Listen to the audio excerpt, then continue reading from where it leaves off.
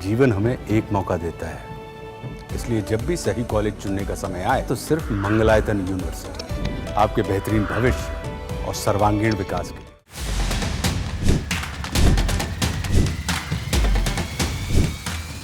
चश्मा पहने और सफेद दाढ़ी में ये शख्स कोई बेबस और लाचार बुजुर्ग नहीं है। इसके हाथ खून से रंगे हैं, खून भी हिंदुस्तानियों का। ये कोई आम शख्स नहीं बल्कि 166 बेगुनाह भारतीयों की मौत का जिम्मेदार आतंकी है। ये 26/11 मुंबई आतंकी हमले का आरोपी ताहुव्वुर राणा है, जो इन दिनों खूब छटपटा रहा है। अमेरिका की अदालतों के सामने चीख चीख कर फरियाद कर रहा है कि उसे भारत के हवाले ना किया जाए। ताहुव्वुर राणा को डर सता रहा है कि कहीं भारत में उसे कुत्ते की मौत न मार दिया जाए। ताहुव्वुर राणा ने अमेरिकी सुप्रीम कोर्ट के सामने अपील की थी कि उसे भारत ना भेजा जाए, लेकिन अमेरिकी कोर्ट ने राणा की अपील को खारिज कर दिया।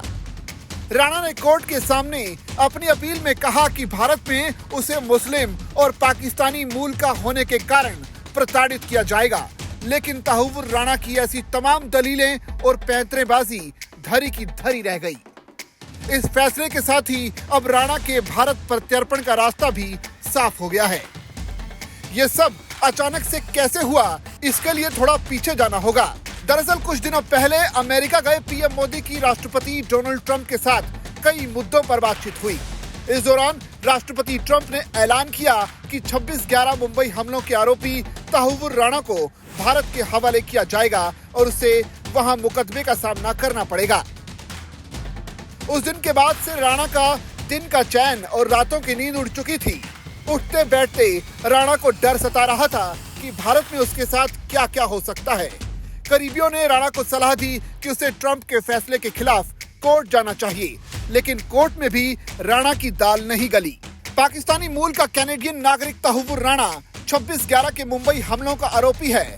उसने लश्कर तैयबा के आतंकवादियों को मुंबई हमले की योजना बनाने और उसे अंजाम देने में मदद की थी। इस हमले में 166 बेकसूर लोग मारे गए थे, जिसमें 6 अमेरिकी नागरिक भी शामिल थे। राणा को उसके बचपन के दोस्त और हमले के मुख्य साजिशकर्ताओं में से एक डेविड कोलमैन हेडली के साथ मिलकर काम करने का दोषी ठहराया गया है। हेडली इस वक्त अमेरिका में 35 साल की सजा काट रहा है।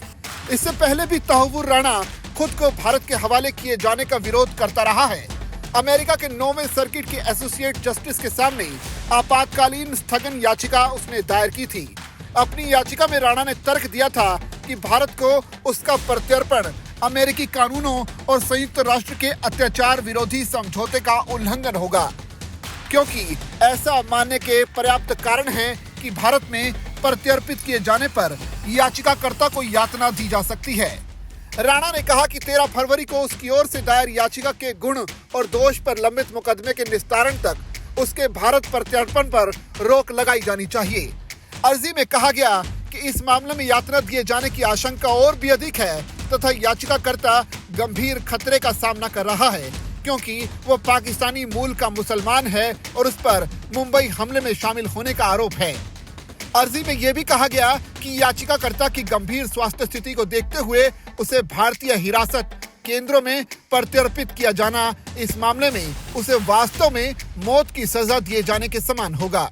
अर्जी में जुलाई 2024 के चिकित्सा रिकॉर्ड का हवाला भी दिया गया है, जो दर्शाते हैं कि वो कई गंभीर और जानलेवा बीमारियों एवं स्वास्थ्य समस्याओं से जूझ रहा है, जिसमें दिल के रोग, पार्किंसन रोग, मूत्राशय के कैंसर का संकेत देने वाला बढ़ा हुआ मांस, किडनी रोग और अस्थमा शामिल है और वो कई बार कोविड-19 संक्रमण की चपेट में भी आ चुका है।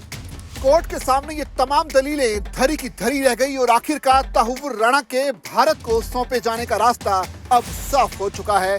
यानी जिस शख्स ने मुंबई में 166 लोगों की जान ली थी, अब उसे भारत में अदालती कार्रवाई का सामना करना ही होगा।